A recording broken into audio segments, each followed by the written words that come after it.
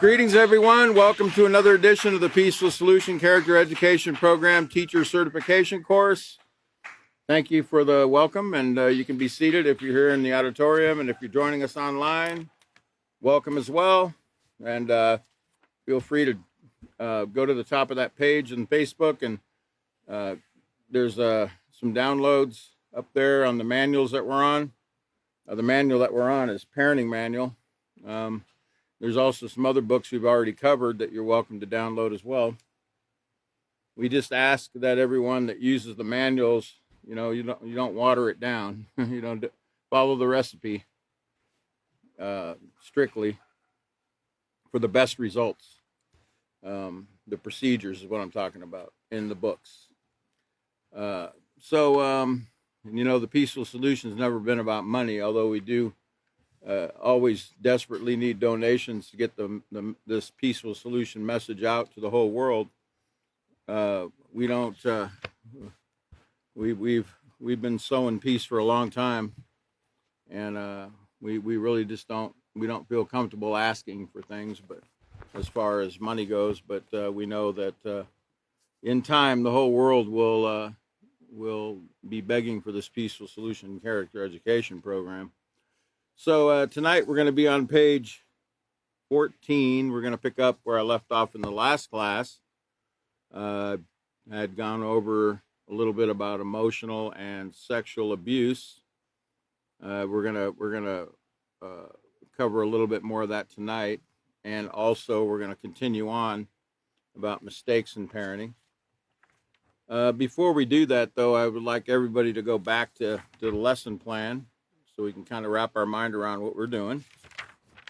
We're going to be on LP2.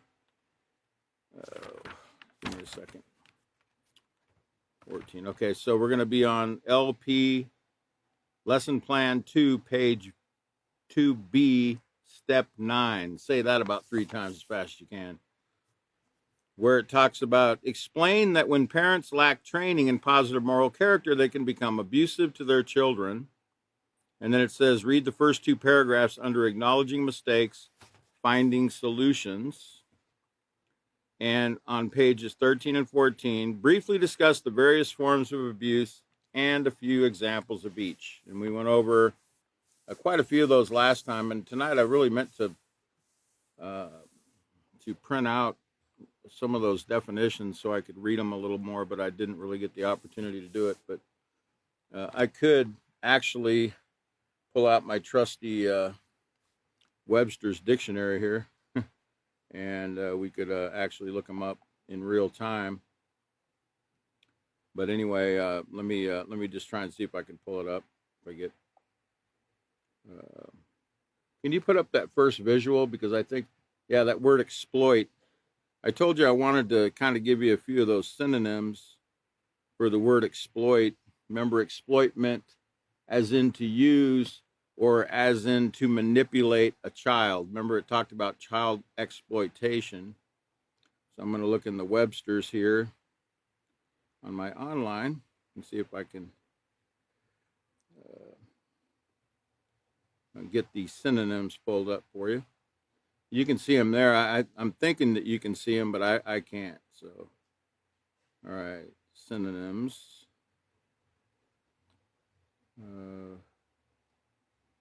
Further down, it looks like. Wow.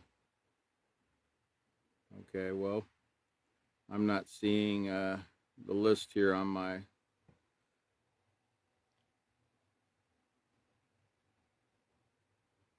Well, I'm not getting it on here. It's this is with the phone version. I'm not getting all the synonyms that I normally would get. But anyway, just keep it in your mind. Remember we were talking about on page 14, sexual abuse. We were talking about emotional abuse.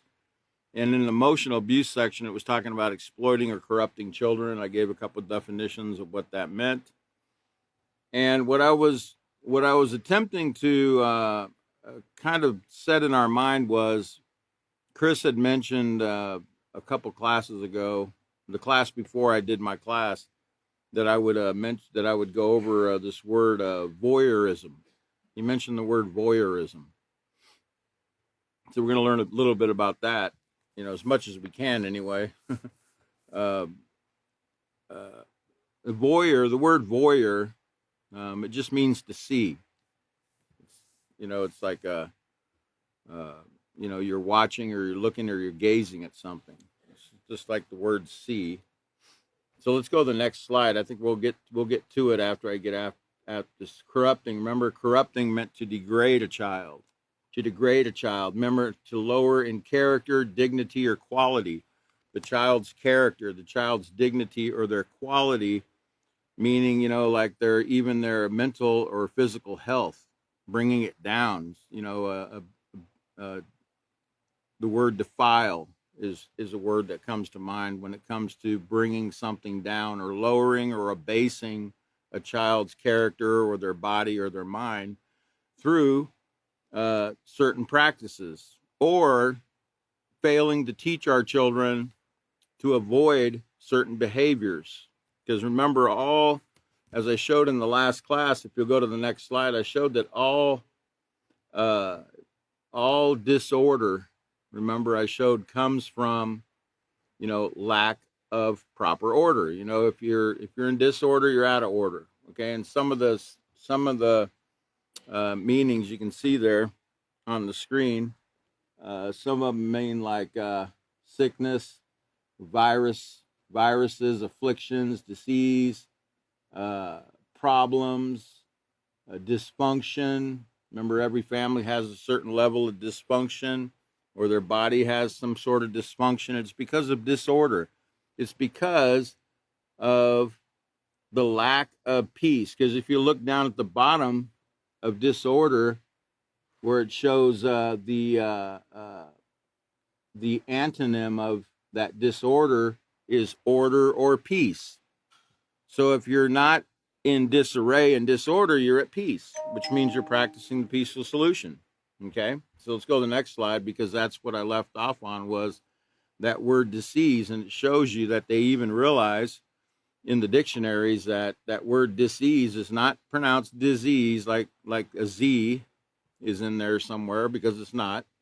It just means that you're not at ease, either physically or mentally, because of a certain peaceful solution, character education program, principle, or moral that you're ignoring, pushing aside, or just flat out rebelling against.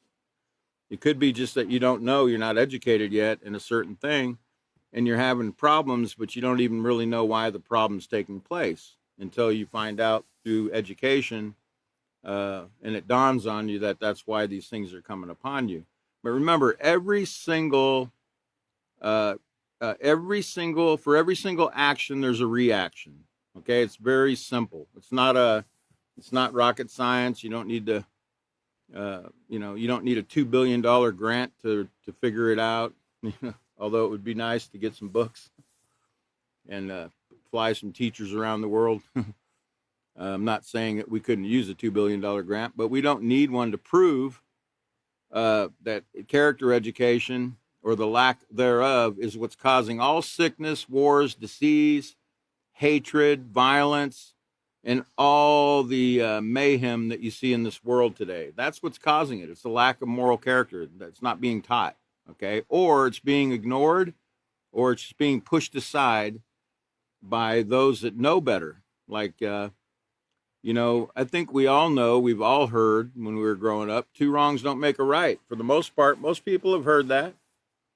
But they still, world leaders will still want to get even with somebody that they feel did them wrong. They'll want to get their licks in. They'll want to get even with that country or that person, and they'll strike back. And I don't know what they're expecting, because when you strike back, when you hit back, the other side's going to hit back again too, and it's just going to be a back and forth until, somebody pushes that enters those nuclear codes and launches the missile, right? And then a whole bunch of innocent people get caught up in their stupidity. Okay, so let's see, where was I? Okay, so go back to that word disease, because I want to There was something in there. Yeah, it says that it in the 20th century, you can see in that word disease there at the bottom, it's underlined. It says they used to actually put a hyphen there in the word disease, so you would understand it's dis-ease, right? It's dis-ease, okay? But they took the hyphen out, and now everybody pronounces it a different way when really it's just a lack of ease or a lack of peace in a person's life. Okay, so and it brings their health down, it brings their mind down. Remember syphilis, all these different STDs, they go to the brain, they get into the organs, and they destroy people's bodies, people's health. And so that's a part of the defilement I was talking about, the abasement of mankind through sexual activities that they shouldn't be doing and through other things that we're doing, breaking peaceful solution rules. All right, so that brings me up to speed on where we left off last time. And remember, we're on page 14. Let's go to the next slide. Because I wanted to talk about this word voyeurism. And remember, I told you it meant to see. And Chris mentioned that I would kind of go over it to give you an idea how it all ties into sexual abuse and the things that we're... remember we talked about in the last class about exposing nudism or nakedness and how it's all over the place, when what they call art, artworks, sculptures, Hollywood portrays it, in the movies. You see it all over in the movies and music videos, etc. People not dressing properly. And I made the comment that it's actually doing something to the mind, And I kind of gave an example of the Sistine Chapel that I had seen a few days ago when they had the conclave. And I saw all those naked babies and naked men or whatever they were on the ceiling and on the walls.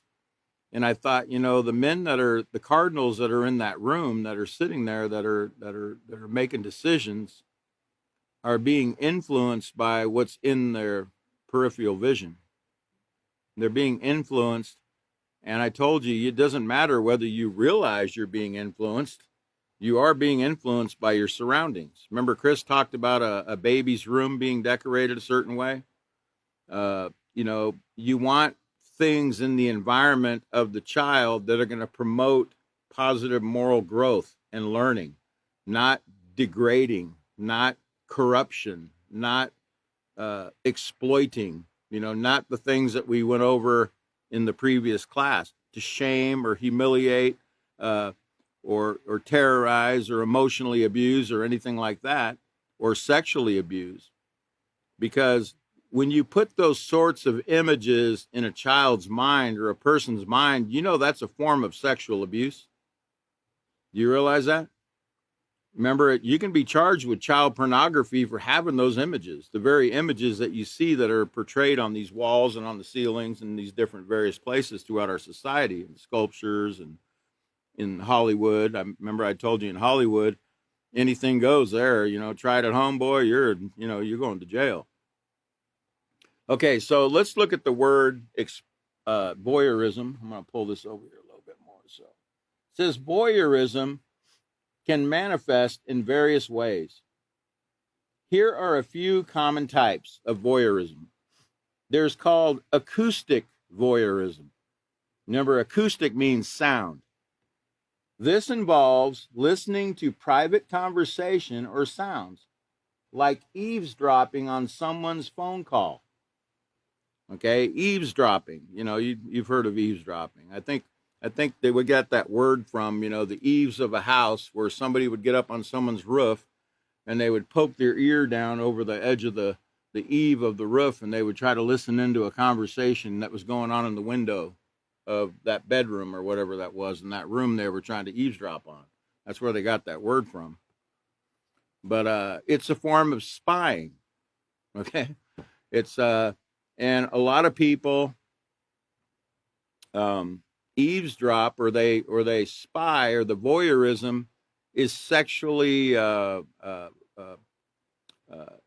it's egged on by sexual lust. They want to look and see things or hear things that they shouldn't be hearing, that are private between individuals. Okay, so there's the acoustic voyeurism. Remember, voyeurism just means to see. Then there's what's called visual voyeurism, and this is the most recognized form where individuals watch others without their knowledge, such as peeking through windows. Peeking through windows, okay? Um, you know, a big problem that you need to know about and that your children need to be aware of and that everybody should know about is video spying on your phone.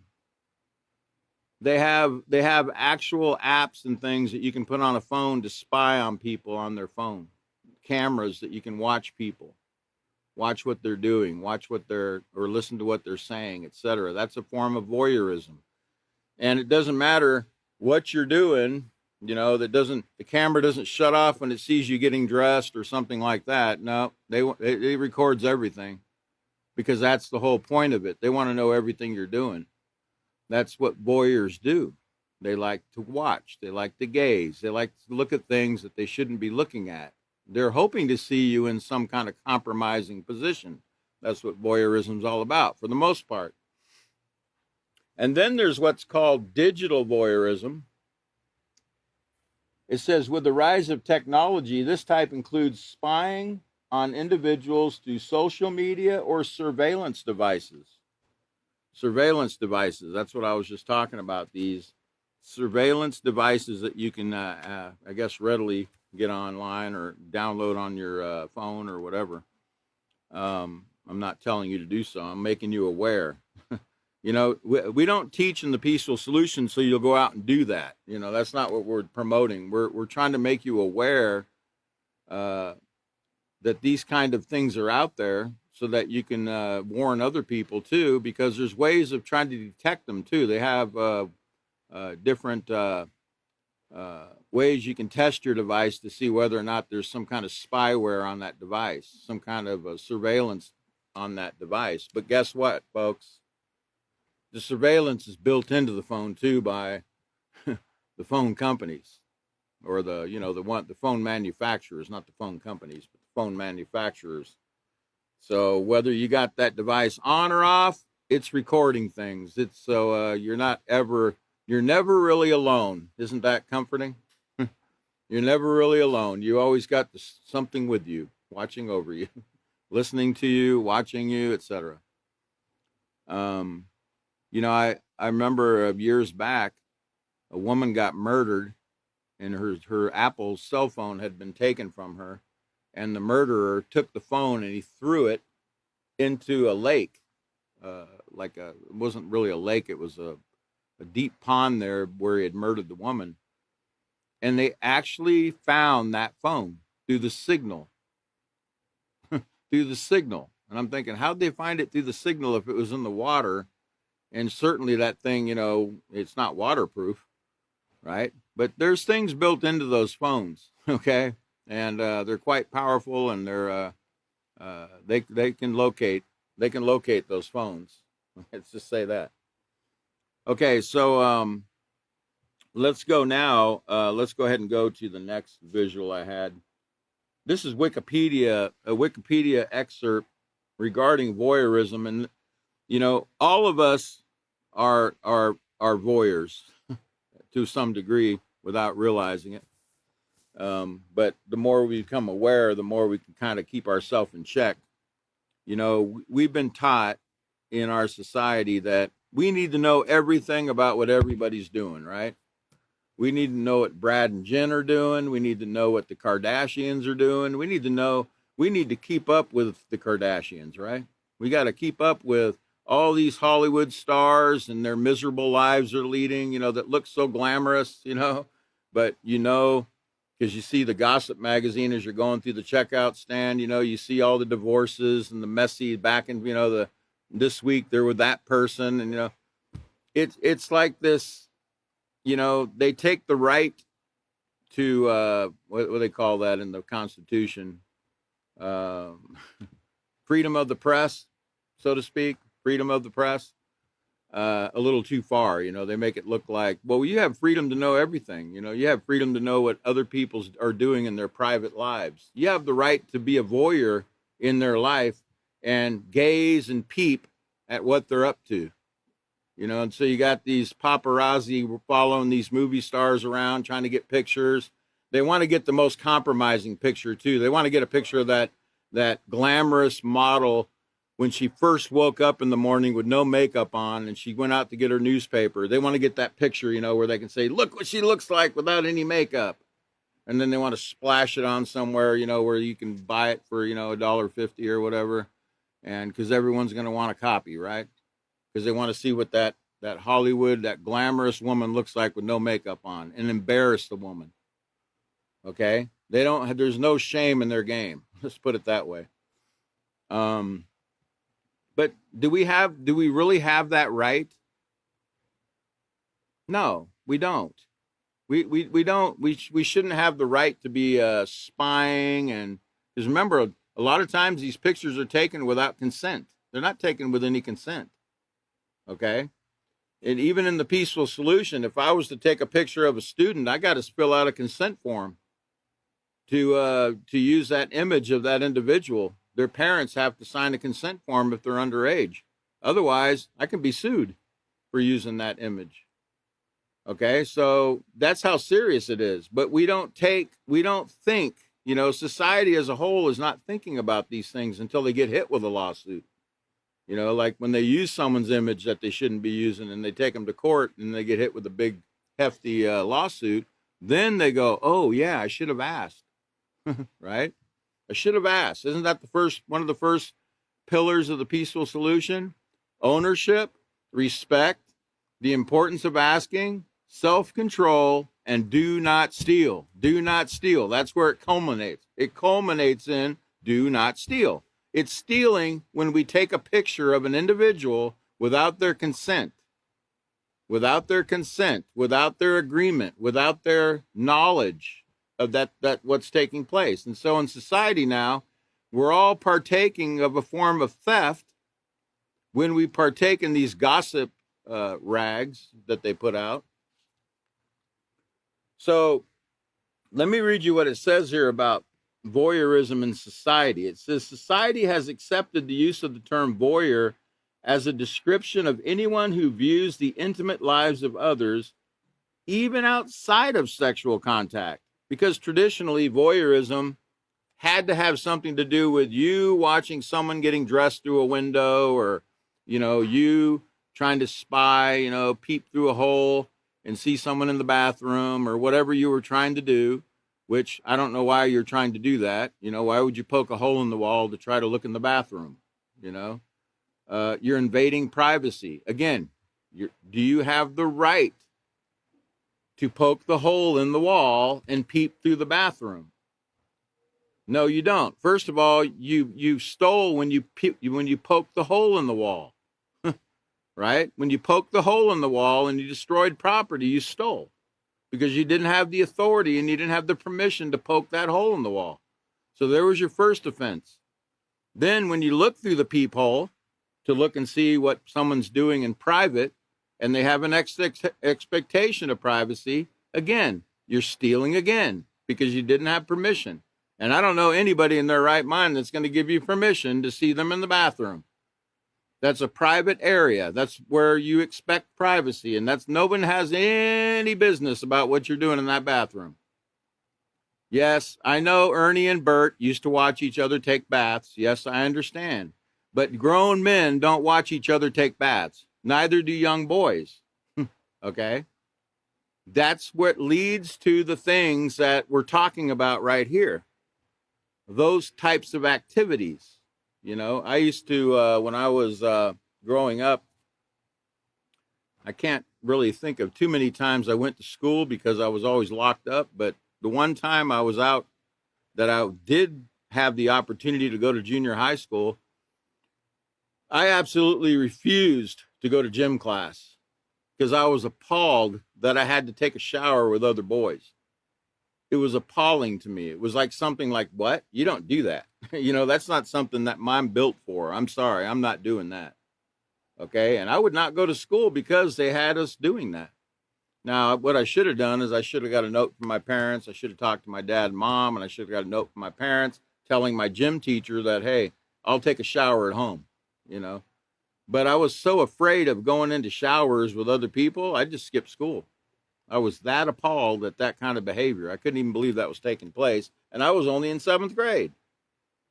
And I wasn't a great character either, but I didn't want to do something like that. Okay. So I'm sure there's a lot of other children that feel the same way. But they're made to feel like, well, you know, it's normal to do stuff like that. Well, no, it's not. And we see what it leads to. Do y'all remember about Sandusky? That there was activity taking place in the locker room showers with young people. Okay. And this is what it leads to. This is why we should shun these types of things in society, because it's a type of voyeurism. You're actually looking at somebody's in a private condition, and you shouldn't be. It's having an effect whether you realize it or not. So let me get back to the reading here on voyeurism. It says, I'm going to start again. Society has accepted the use of the term voyeur as a description of anyone who views the intimate lives of others, even outside of sexual context. This term is specifically used regarding reality television and other media which allow people to view the personal lives of others. So you see, if you're partaking of reality TV, it's the same thing. It's a form of voyeurism. You're wanting to peep in, gaze in, and see what goes on in people's personal lives. Even though you're being invited by Hollywood, they're saying, yeah, come on in to Kardashian's house. They're letting us come in their house. Now, you know, that's not really reality if they're letting you in. Like, they're acting, regardless of, you know, they're putting on a show. They know they're on the camera, so you know that they're going to act a certain way. It's kind of like that stupid, what was that, Dr. Where was that? They throw chairs at each other? It wasn't Dr. Phil. What was that? What was that show where you went, that talk show where they all do chairs at each other? What was it? Jerry Springer. Yeah, Jerry Springer. Like, you just knew, you know, what was going to take place. About the first 5 minutes, they were going to talk, and then next, you know, 5 minutes later, chairs were going to be flying everywhere, you know, because it was an act for the most part. But sometimes it got a little heated, and sometimes people got hurt. One person got killed in the parking lot after one of those shows. Okay, it says, this is a reversal from the historical perspective, moving from a term which describes a specific population in detail to one which describes the general population vaguely. In other words, voyeurism used to be, you know, like, you know, that guy over there likes to peep in windows, and, you know, that lady over there likes to peep through peepholes. But now the whole society likes to peep. They like to peek. They like to look in things they shouldn't be looking into. They like to get into other people's business, okay? Other people's personal lives, personal matters. We should be spending a lot more time minding our own business. What do you think? You know, we ought to be minding our own business and making sure that you know, we're falling in line with the Peaceful Solution Character Education Program. We should be examining our character, not examining our neighbor, what they're up to. You know. I guess you could ask yourself this question. You know, the Peaceful Solution teaches, if you're ever in doubt how to treat somebody, ask yourself, how would I want to be treated in that situation? Would you want somebody peeping and gazing at you without your knowledge? No, you wouldn't. At least you shouldn't. Okay. So let's look at, I think there's another, is there another visual after that? No. Okay, go. Okay, so you can take that down. So the reason I brought that up is because it ties into the sexual abuse and the things that we do. You see, the sexual activities include all forms of oral, genital, or anal contact by or to the child, or abuse that does not involve contact, such as exhibitionism, voyeurism, Exhibitionism is, where people like to expose themselves for thrills. They like to see the reaction of people when they disrobe themselves in public. They get a thrill out of how other people they fall into shock when they see something like that. But it's very perverted. It's corruption. It's very sickening. Or using the child in the production of pornography. Sexual abuse includes a spectrum of activities ranging from rape to physically less intrusive sexual abuse. And I'm telling you, you're abusing your child sexually if you're exposing them to any kind of pornography, any kind of nakedness that they shouldn't be seeing. That's a form of child abuse. Remember, the word abuse means you're not using something correctly. Okay, that's what the word abuse means. So let's look at let's continue on here in the reading on page 14. Let's put up that next slide for the people at home. So it says the mistakes in parenting that we are referring to, because remember it said that it's not a mistake when you slap a child, when you abuse a child, when you sexually abuse a child, when you take a child's food away from them or whatever else, terrorize a child. That's not mistakes. Those are heinous, willful choices and crimes that we shouldn't be engaging in. But it says the mistakes in parenting that we're referring to are those times when you might respond impatiently when dealing with a child by using a harsh tone of voice instead of a kind, gentle tone. Examples of other mistakes are not setting proper limits or rules for your child, such as not having a bedtime or allowing the child to do whatever he wants just to get him out of your hair. Let's talk about that, because the author of The Peaceful Solution used to say, the television is this generation's babysitter. Parents, and now it's the cell phone. To me, it's you almost want to take a parent and you want to shake them. You want to go, hey, wake up, man. What are you doing? Why has your child got a cell phone in that shopping cart? Well, you gave it to him so he could watch the videos and stuff while you're shopping, so he won't bother you, right? So he's sitting there putting images in his little brain that shouldn't even be going into his little brain. But because you don't want to be bothered, because you're busy shopping, see? So you give him that phone. So it's like a drug. It keeps your child quiet so you can do what you want to do. Well, it used to be the babysitters used to be the television, and now you got the mini television as the babysitter. Bad choice, extremely bad choice for a lot of reasons, and we've explained quite a few of them already.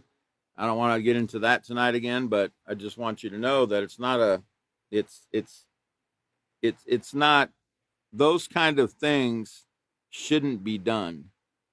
And I know a lot of parents, they just don't really think about it until after it's explained to them and they get more information about the harm that those phones actually bring to a child. When their child can't focus, for instance, in class for more than 2 seconds, because his brain is, got that, what I think it was Catan or Chris talked about, they probably both talked about it, but the brain rot that comes from scrolling on that phone. Okay. And children are little people, so when they scroll and they're doing that, it has a huge effect on their little brains. Okay. So, it says, and not setting proper limits or rules for your child. There should always be proper boundaries for your child, proper limits. You don't your child doesn't say, okay, hey, mom, dad, can I go outside? Yeah, you can go outside. Just be back by 10 o'clock tonight. You didn't set any boundaries. You didn't set any limits. You just told him, yeah, go ahead. I'll see you at 10 o'clock. So he could go to Las Vegas if he wanted to and come back, right? Because you didn't set any limits, did you? It's kind of like borrowing something, If you don't set a time limit for borrowing, well, if they bring it back a week later and you're upset because you wanted it back the next day, that's your fault because you didn't set the limit. Aren't you supposed to set a limit? Yeah, you should set limits for everything.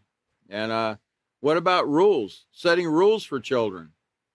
Oh, no, that's abusive. You don't want to abuse them. We don't want to make them do dishes. Really? No. No, we don't want to make them do dishes, but you should be asking them to do dishes, and you should be training them to do dishes. Okay? Because one day they're going to have to do their own dishes. So, and no is not okay. Listen to what I'm telling you. No is not okay when your parents tell you to do something. You don't tell them no. No is not okay. No is only okay if someone asks you, can I borrow that pencil? And you tell them, no, that's my pencil. I don't want to loan it out. That's okay. That's when no is okay. No is not okay when an adult asks you to do something and you refuse to do it. That's called rebellion. So no is not okay in that situation. Do you understand that?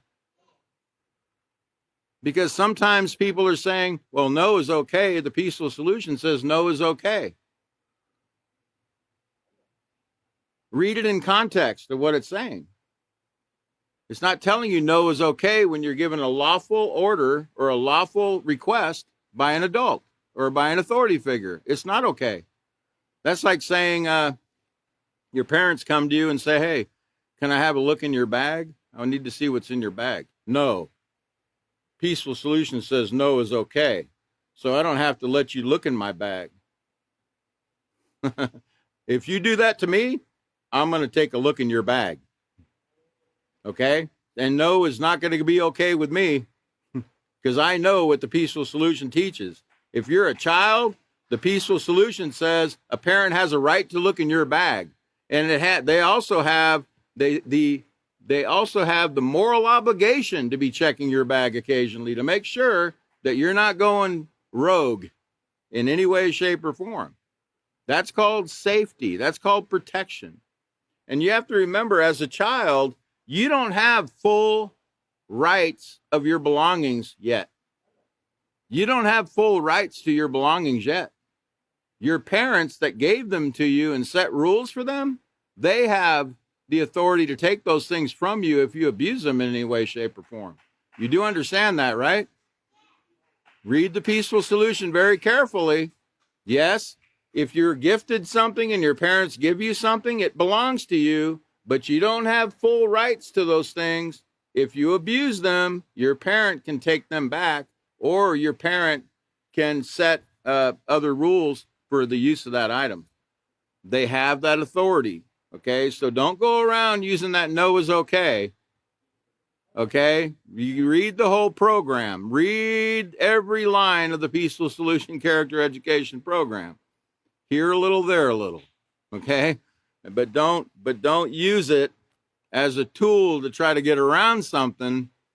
Okay, because it don't work, especially with Peaceful Solution instructors who know a little better. Okay, so all right. Back to the mistakes in parenting, if you can put that back up. Okay, it says, so not setting proper limits or rules for your child. That's a form of abuse. If your child doesn't have rules and they don't have some kind of structure in your home, bless my dad. Man, that man knew about structure. I mean, I thought he was a little bit like when I was growing up, I thought, man, Dad, like really? Every Sunday night at 8 o'clock, you got me taking a shower at 8 o'clock every Sunday night.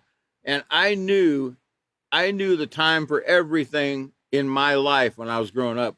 If I was living with my dad, I knew what time we were going to be doing things. It was set. Okay? My dad was extremely structured in that way, and I'm thankful for that. I'm very thankful for that now. At first, I thought, man, that's like a little overboard, but I can see why he did that now. And I can see what he was trying to teach was order and discipline and the importance of having a structured life. okay? Because I see a lot of children in the Peaceful Solution. We teach a lot of children that are in, or parents that have children in CPS that don't have structure. They don't have structure. They just come home every day from school. They do what they want to do. There's no interaction with the parents. You know, there's no meal time. There's no anything. The child goes to their room. They just play with their devices. Or if they do have a meal, they're just sitting there looking at the device. There's no structure. There's no bedtime. There's no anything. That's called child abuse. Now, I don't know, parents don't mean to do that because they don't understand yet that you're actually teaching your child irresponsibility. You're teaching them to be irresponsible when you don't have a structure, when you don't have rules, when you don't have guidelines for that family. That's not conducive to learning to be responsible. And remember, that's a positive character trait that we had a whole book on, didn't we? Responsibility? Were children exempt? No. I saw in the book, I saw the child doing dishes. Oh, but that's child wealth, or that's child, what do you call that? Child labor, you know? No. Well, it is child labor, a child laboring. Yes, they're laboring doing the dishes, right? Well, a child should learn to labor. They should learn to work. That's what the word labor means. Look it up. They don't know what labor means out there because on Labor Day, everyone takes it off. Right? So they get twisted on these words, but we're here to set you straight. We're here to put those words back in order here, you know. Labor means work. W-O-R-K. It's a 4-letter word that some people don't like, but it's a great thing, right? Yes, it's a great thing. And I know a lot of children that do like to work. They love to work. I hear one of them right now.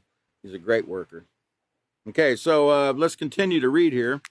So examples of mistakes are not setting proper limits or rules for your child, like not having a bedtime or allowing the child to do whatever he wants just to get him out of your hair. Not correcting disrespectful behaviors. Not correcting. Now, it's not saying that you have to, you know, yell at them or, you know, pinch them on the arm or spank them or, you know, it's not saying that, you know. In the Peaceful Solution, as you're going to learn later, spanking should be the last resort, you know. But sometimes it's necessary. And you know what? Sometimes I got a spanking when I was young. And you know what? I appreciate that I got a spanking. I even know students now, you know, that used to tell me, you know what? I really appreciated, and I thought I was the only one, you know, because I'm, you know, a little older now, but even the younger generation will tell me, you know what? When I was growing up, my parents spanked me. I really appreciate that they did that because it showed me that they wanted to set me on the right track and they cared enough to try to straighten me out. Okay. It's not, you know, your bottom has plenty of padding. Yeah, it stings a little bit, but the sting goes away. You know, there's a proper way of spanking, you know, and you don't do it with a belt buckle, you know. Well, I don't want to get ahead of myself, but, you know, you don't abuse the child. But sometimes, you know, a little bit of stinging puts something in the mind, you know, like, you know, there's pain associated with doing something stupid, right? Kind of like a bee sting, right? Bee stings you because you did something. You put your finger in the nest, right? You got stung. Well, you shouldn't have done that. Next time, don't put your finger in the nest, near the nest. Okay, so it says not correcting disrespectful behaviors such as back talk or having tantrums, and not setting a proper example. Not setting a proper example, meaning you not setting a proper example. We need to set a proper example for our children. It says children need guidance and structure in their lives in order to help them grow into productive, well-adjusted people. I know a lot of children right now. I know because they come to the training school that I'm in. They come very early every morning at the same time. Every single morning.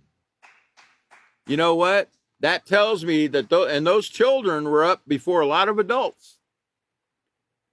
I think when I was growing up, I used to roll out of bed, you know, like to get to the bus. Like, you know, it'd be like 5 minutes before the bus was supposed to be there. I'd roll out of bed and, you know, get my clothes on. But some of these children have to be up pretty early to be there at, you know, 6:30 in the morning.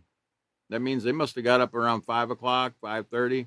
which shows responsibility, which shows the parent is teaching them discipline and responsibility and the importance of being on time, and they come in smiling.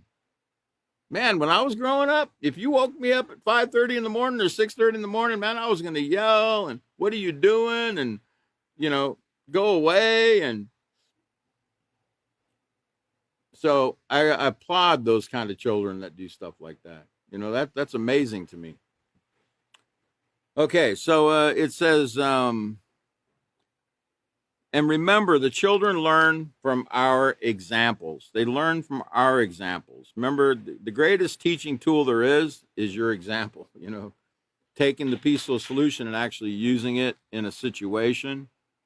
And I know sometimes it's hard to remember in a situation what you're learning here sometimes and putting it into play, so to speak, at certain times. But because of the heat of the moment. But if we would stop and think, it's really the best way. If we would just take what we learn and apply it in that particular situation, that's going to make a big difference in that child's mind, because they catch everything, especially the peaceful solution students. They'll let you know if it's not the peaceful solution that you're practicing, and I appreciate that too. I don't mind being told that Mr. Krause, does the peaceful solution teach that? Hey, thanks for reminding me, right? That's okay. Sometimes a child will correct us, and that's okay. As long as they do it politely and they do it because they do it out of care and concern. If they didn't do it, that shows that they don't love you either. So it's great that they would do something like that. Okay, so all right, let's look at the next visual. Okay, it says, for many, parenting is trial and error. Trial and error. In other words, it's a big experiment. Right?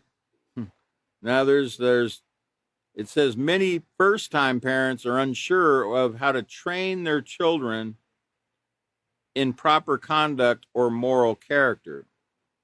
And I remember David talking about, when he was first going to become a father, he went out and he tried to find different things to read and study to prepare him for that eventuality of becoming a father. And I thought that was great. I'm sure there's a lot of parents out there that probably do that. They seek, I know he mentioned Dr. Benjamin Spock. I remember he used to be like a big time author, and my mom had all his books too, I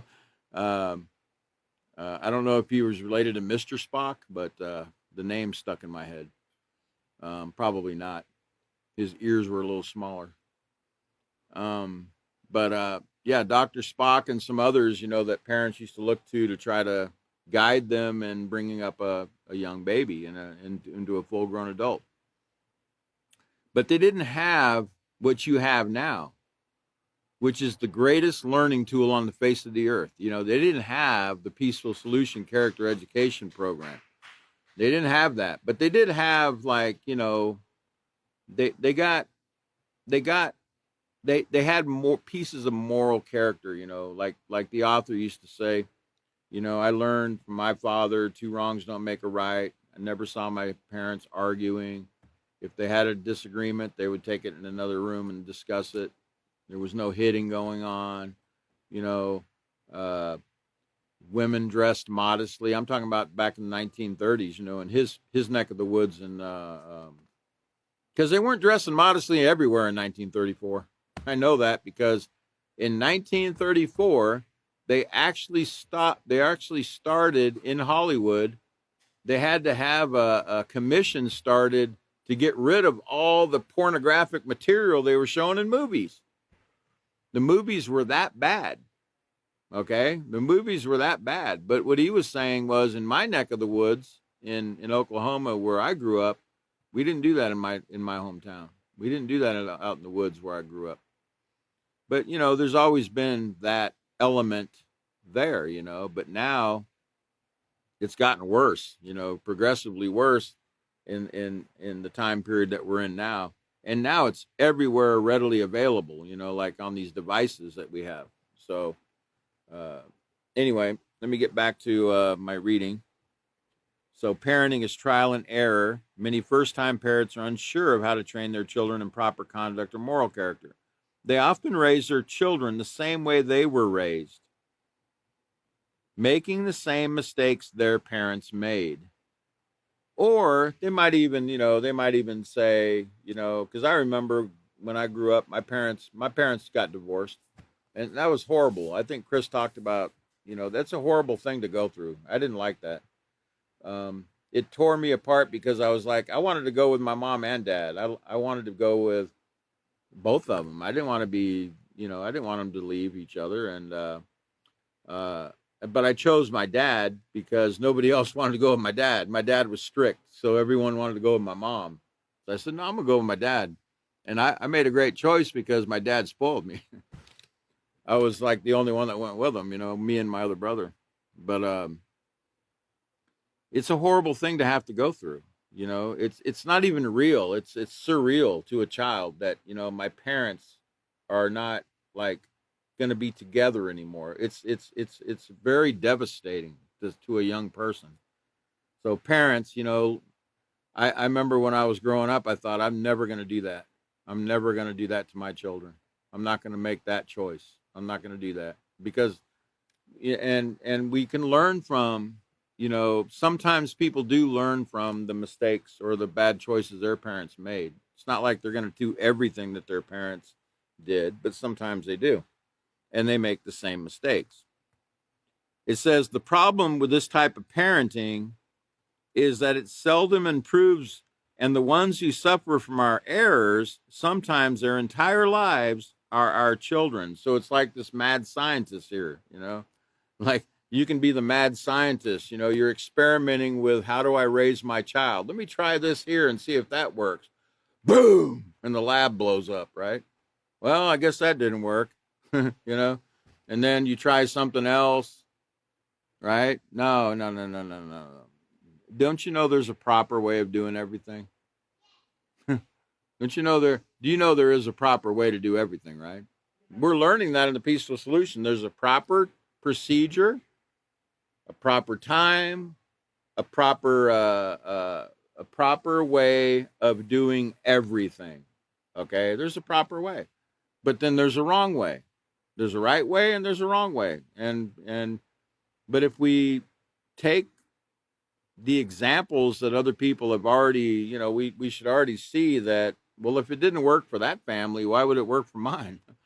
If it led to this in that family, what makes me think it's going to be any different in my family or my child? So we should be learning from what we see, the mistakes or bad choices that other people have made. We should be able to not make those same choices, but sometimes we do because we think somehow, well, that won't occur to me.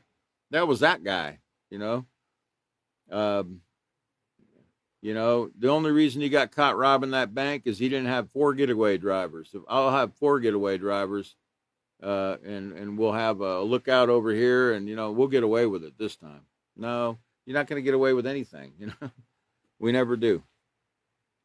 Okay, so let's look at. Remember, the children that are suffering, they're the ones that are going to suffer from our mistakes or our bad choices. And sometimes their whole life. Remember, it could be something that's emotionally, physically, like mentally debilitating. The choice that we made or the decision that we made to how we're raising that child could destroy their life. One bad choice.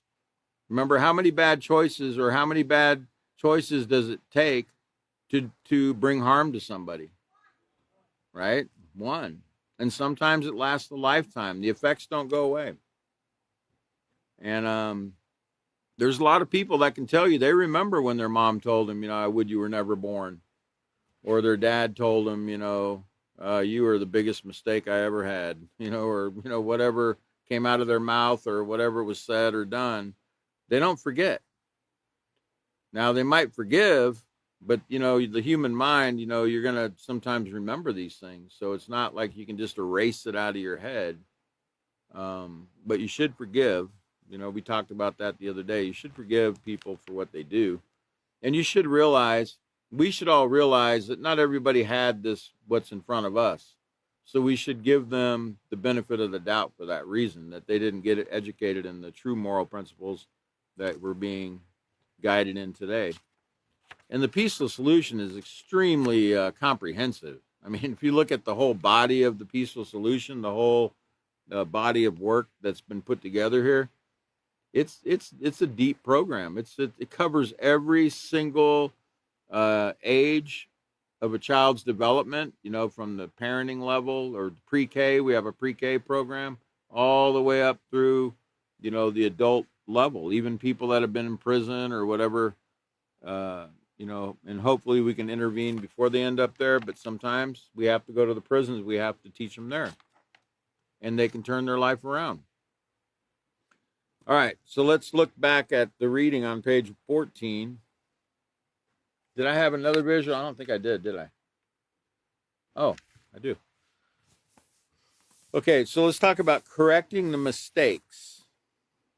So correcting the mistakes we make in our lives, whether in parenting or any other role, takes determination. Anybody remember what determination was? What's determination? Well, it just means that you're determined to achieve a certain thing and not give up, right? Sometimes we make mistakes or bad choices. Correcting them isn't the easiest thing to do, and sometimes it could take years to actually correct a mistake. And sometimes the results never really go away. But we should be willing to do so. We should be willing to correct the mistakes that we make, and show the humility to our children that we should be showing, that, hey, you know, even the very best parents sometimes make mistakes or bad choices. I would think that a child would really appreciate that their parents, you know, told them, you know, I gave you that phone, son. You know, I gave you that phone when you were 7 or 8, and you know, I didn't really have all the information that I knew that I should have had. You know, I'm needing to I've rethought what I've been doing, and you know, I really don't want you to have that phone anymore. Okay, until you're properly trained in, you know, the Peaceful Solution Character Education program. That's just one example. You know, I mean, we can show our children that that humility that we're trying to instill in them. Remember, humble people don't know everything. Sometimes they learn new things along the way, and they make adjustments accordingly. So it takes determination, though. It says it also takes setting your mind in advance to find a solution and overcome the problem. Because, you know, in our society, we're more geared toward finding the fault, not the solution. You know, it's like, you know, we're more geared toward the negativity and not the positivity of finding a solution. We just want to talk about the problem, you know. Tune into any talk radio program. They're not talking about solutions, you know. They're talking about the problems, you know. That guy over there, that girl over there, that politician over there, you know. Look at all this trouble that all these elites are bringing on our, you know, they want to talk about all the problems, but they don't have a solution to the problem, see. And what people really need is solutions. But I know it doesn't sell, you know. Solutions don't sell. You know, they're not exciting. You know, if they made movies showing solutions to problems, then people probably wouldn't want to watch them. They got to have the problem. See, the problem makes a lot of money. But we really should want to find solutions and overcome problems. Give yourself room to improve and grow as a parent through self-analysis, listening, and learning. Self-analysis, that means being honest with yourself, taking a look at yourself and saying, you know, I need to improve in this area of my life. You know, I need to improve in this area of my parenting. You know, I'm way too loose in this area, or I'm way too way too harsh here or whatever, and just make the adjustments. But give yourself room to improve. Remember, you're learning, you're growing, just like your child is learning and growing. You got to give them room too. But be willing to fix the problems. Be willing to correct the mistakes. Be willing to, just like right now, I just noticed something. I'll bet you anything that I just read. I bet I did. No, divide in groups, instruct each. Okay. Yeah, see? I just made a mistake. So on lesson plan 2, page B, I skipped activity 2, where it says divide students into groups, instruct each group to brainstorm the short and long-term effects of abuse on children. Let them use some facts to create a TV ad entitled No to Child Abuse. Allow each group to share with the class and choose a volunteer to read the third paragraph on page 14. Emphasize that verbal, physical, and sexual abuse are not mistakes. They are willful acts of violence, and stress how damaging this is to a child when this is done. And emphasize that anyone engaging in these acts should seek counseling immediately. And then I skipped 11 there on lesson plan 2, page C, at least the first sentence. It says, have volunteers read the last 3 paragraphs on page 14 and discuss and emphasize that many parents make the same mistakes in parenting as their parents made. We must focus on improving our characters so that we can make better choices. Okay, and that's where we're going to pick up in the next class. We're going to do the parenting self-analysis. I think Certificaton should be the next teacher, and he'll pick up on that parenting self-analysis.